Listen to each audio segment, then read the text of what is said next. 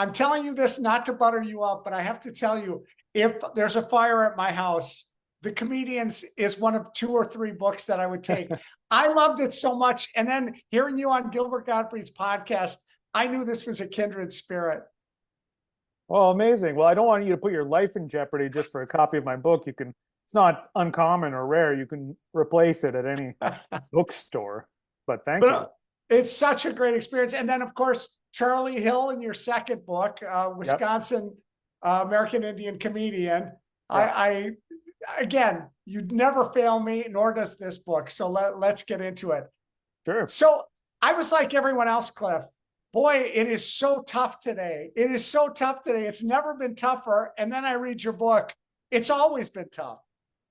Yeah, it's always been tough. If you consider the censorship restrictions that existed for pretty much the entire 20th century, to be charitable, I'll say just the first 70 years of the 20th century, you almost couldn't joke about anything that we do commonly joke about today and take for granted. So for instance, criticism of the government, criticism of religion, expressions of sexuality, swear words, all of these things were taboo in the world of stand-up comedy until obscenity laws started to change and several infamous court cases started to overturn bit by bit these obscenity laws between the years of 1964 and 74 in particular. A lot of those laws that had held firm for years and years were overthrown. So suddenly, around 1970, you see more freedom of speech, at least in the movies, in books, and on records, although not really on television or radio. Everything still kind of remained taboo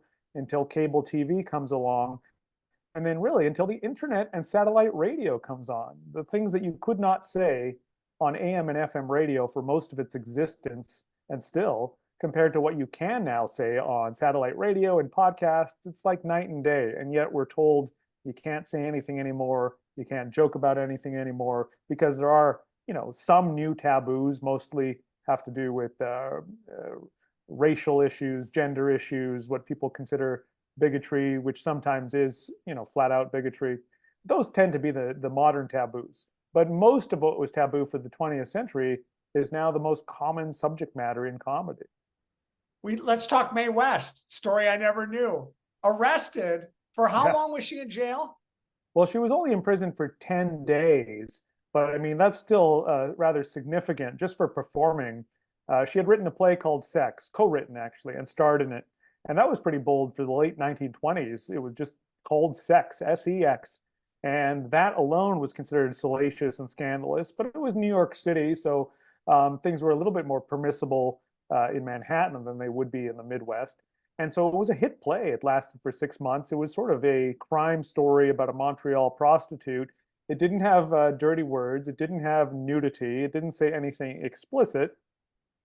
But the fact that its innuendo was all about sex and sexuality was enough to make it controversial. And so certain church leaders in New York started to pressure City Hall, saying, how can you permit this? How can you let it stand? How can we allow a play on Broadway called Sex, even though it had sold out and been popular for 6 straight months?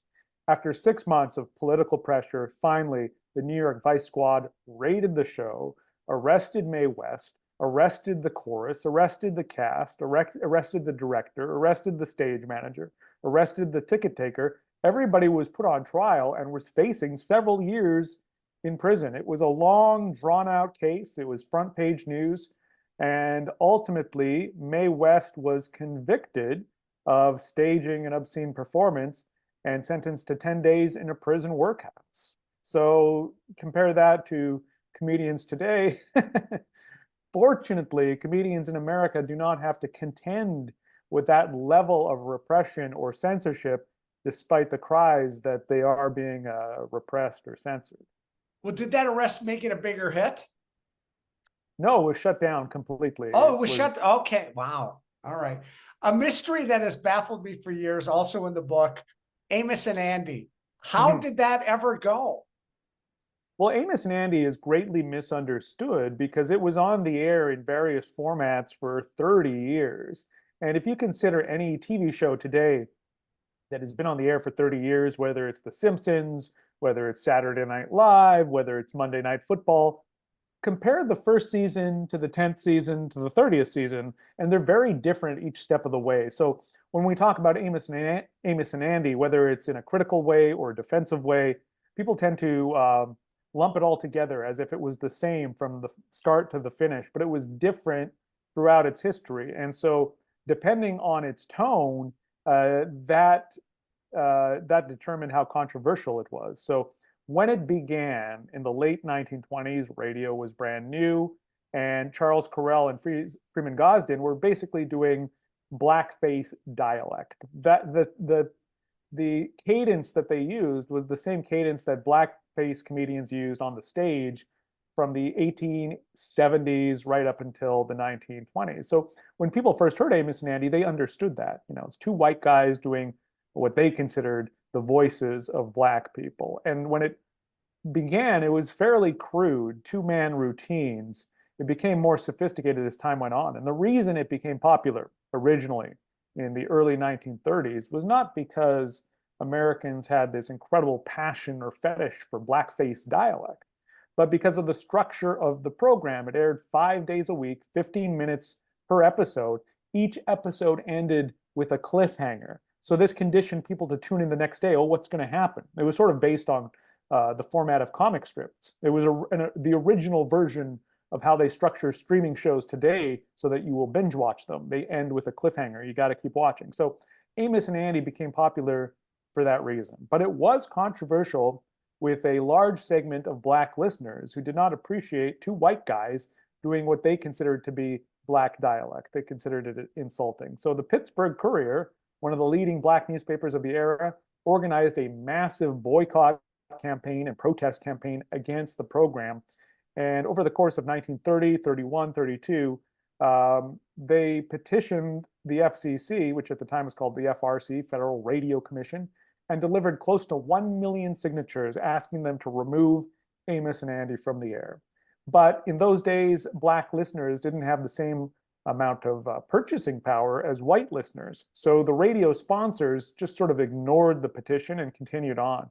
As the show progressed over the years, its format changed. By the late 30s, it was more streamlined, a half-hour show with professional comedy writers, an orchestra, and a cast of other actors, including some black actors and one Asian actor. So they did heed some of the protests. They didn't stop doing blackface dialect, the two white guys doing these voices, but they did hire some minority groups to be represented within the cast. Now, fast forward a couple decades, it becomes a TV show in the early 50s with an all-black cast. And in a way, this was forward thinking to hire black comedians for a new TV show. But the name Amos and Andy had a stigma to it. So it did not matter how the content was presented. It could have been racist, it could have been anti-racist. The phrase Amos and Andy alone was sort of shorthand for racial stereotypes. Whether the TV show presented those or not, it didn't matter.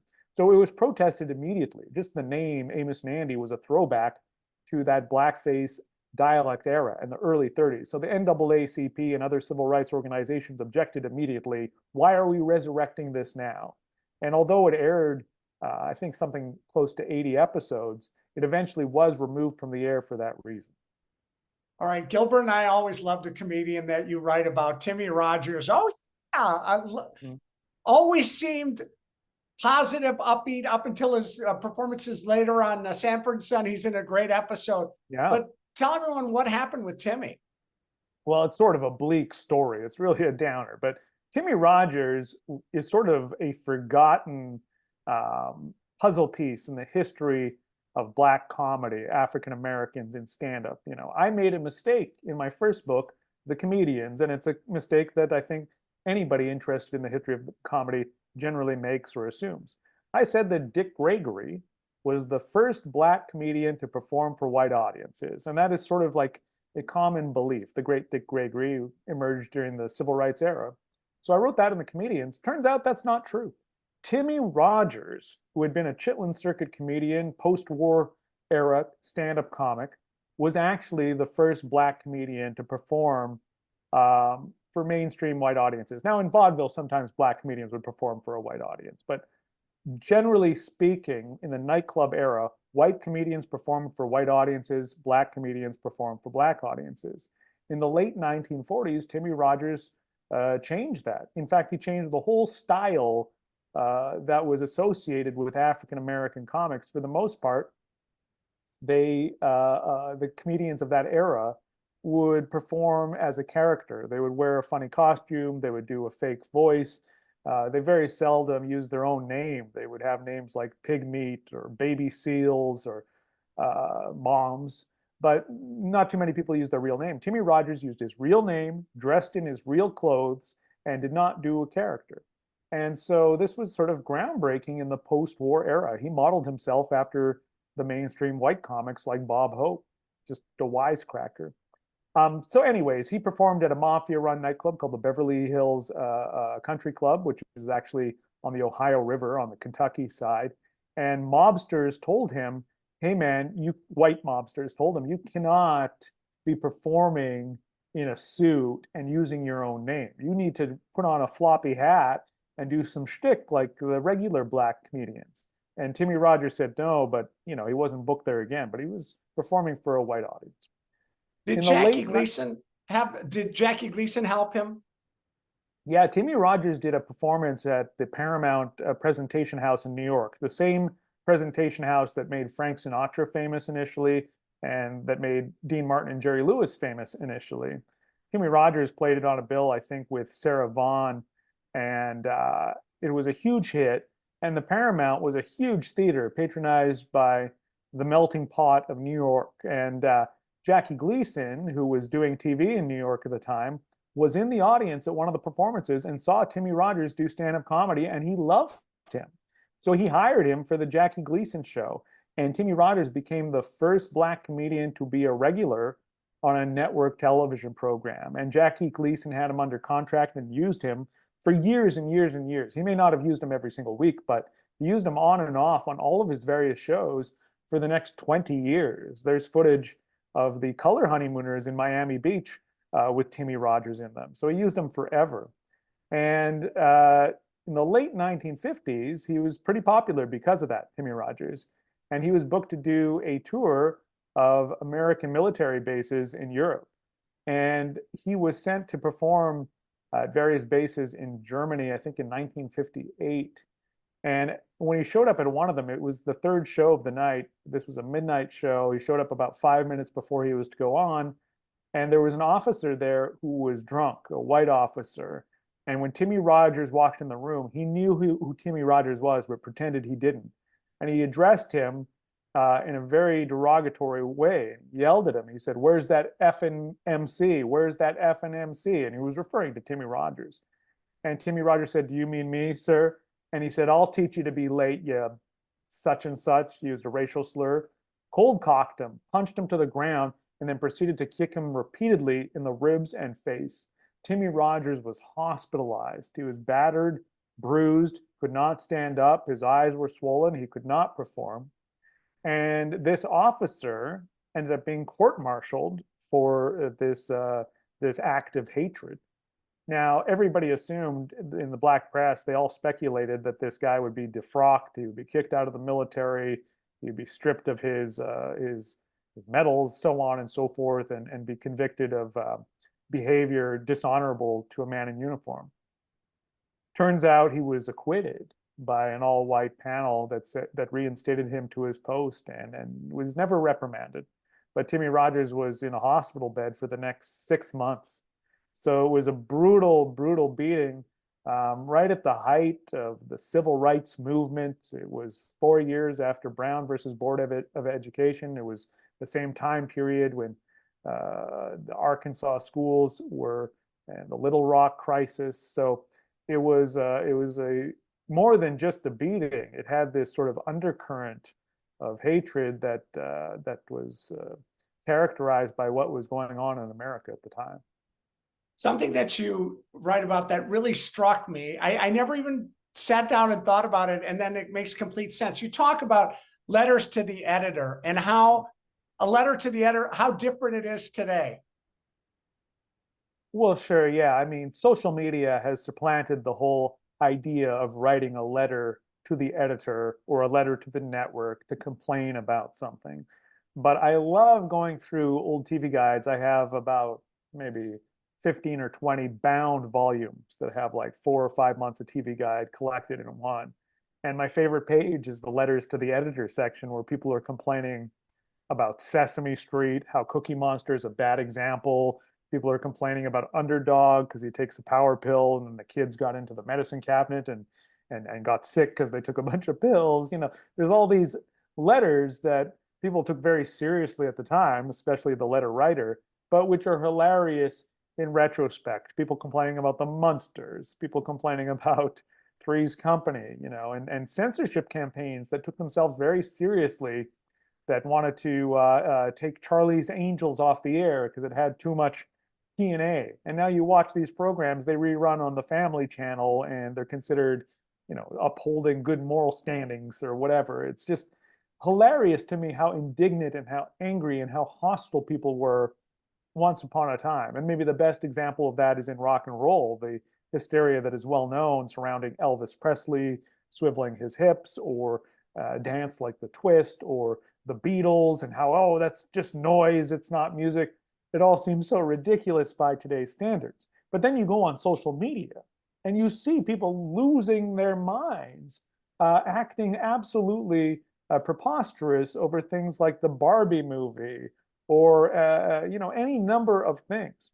But I also put examples in the book of very rational objections to certain things. Throughout history, people have objected to racist depictions, and they were dismissed at the time. And then we look back at it in retrospect and go, oh no, this protest campaign against blackface in 1965 seems pretty rational by today's standards. Likewise, people protesting, you know, some random sitcom, like calling All in the Family the downfall of America. It all seems so preposterous. So I implore and plead with people today who are on social media to take a step back and be a little bit subjective or objective about their indignancy, and realize that these things that people are so intent and concerned with in the moment lose their power pretty quickly, and really maybe aren't that important overall.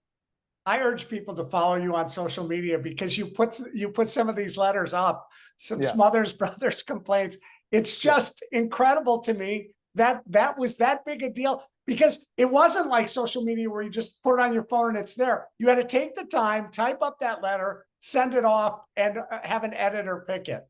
Yeah, that's one of my main points. Is the key word there is letter to the editor. So if 100 people complained about the Smothers Brothers or Jackie Gleason or George Carlin, the newspaper, the magazine, the TV guide, they would not publish 100 letters. They would select maybe one or two, and you'd never saw the other 98 letters. Today, all 100 letters would be published instantaneously on Twitter or whatever social media platform. So I believe this creates the illusion that people are more outraged, more irrational, more oversensitive, can't take a joke, more so today than in the past, when the reality is people were probably more uptight in the past when you consider the number of taboos there were about language, about politics, about religion, about sexuality.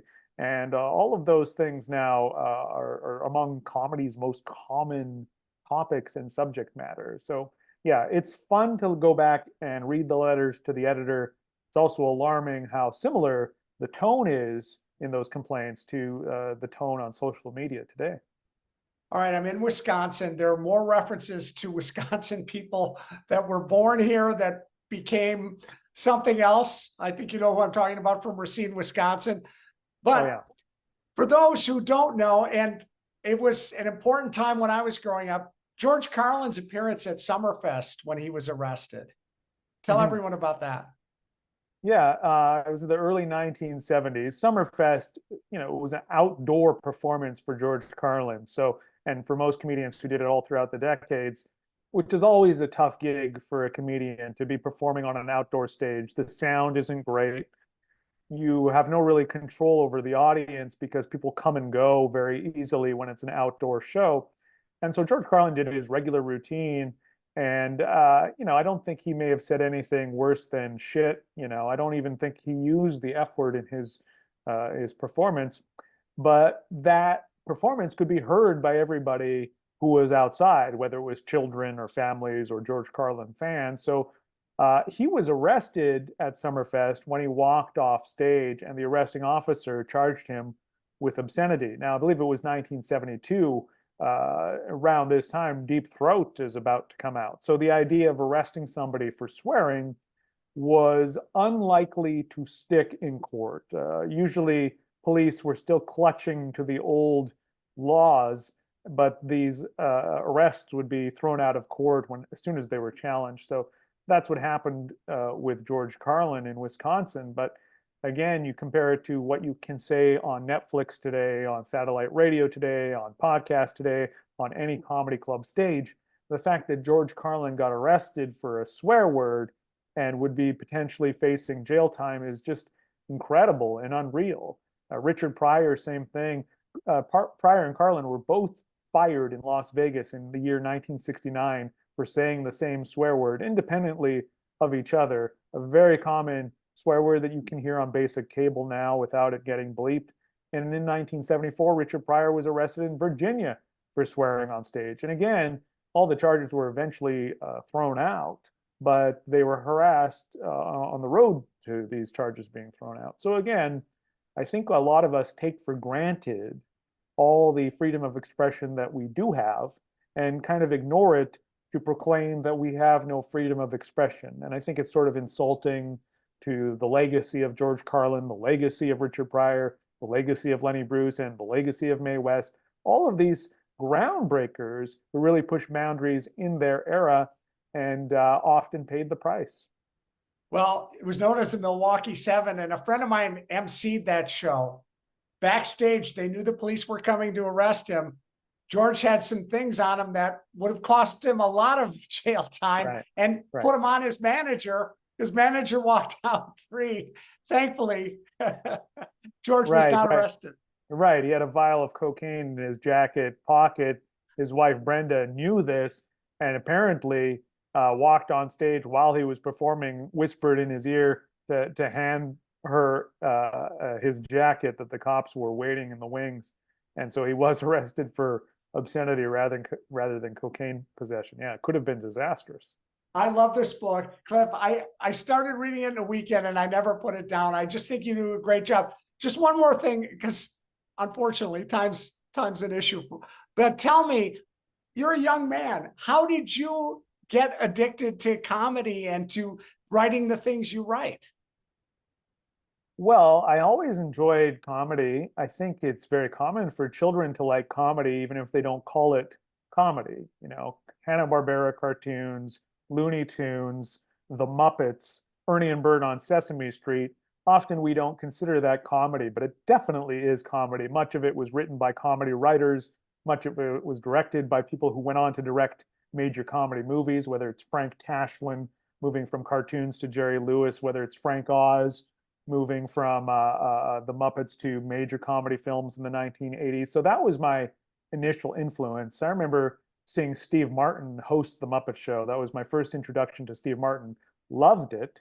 And then when I was 5 years old in rural Canada, he came to town and made a movie in my small town. The first and last time that they ever made a major movie in my small town, because it's impossible to get to. It's a 9-hour windy drive through the mountains from Vancouver, way out in the middle of nowhere. But Steve Martin was wearing a prosthetic nose and made a movie called Roxanne.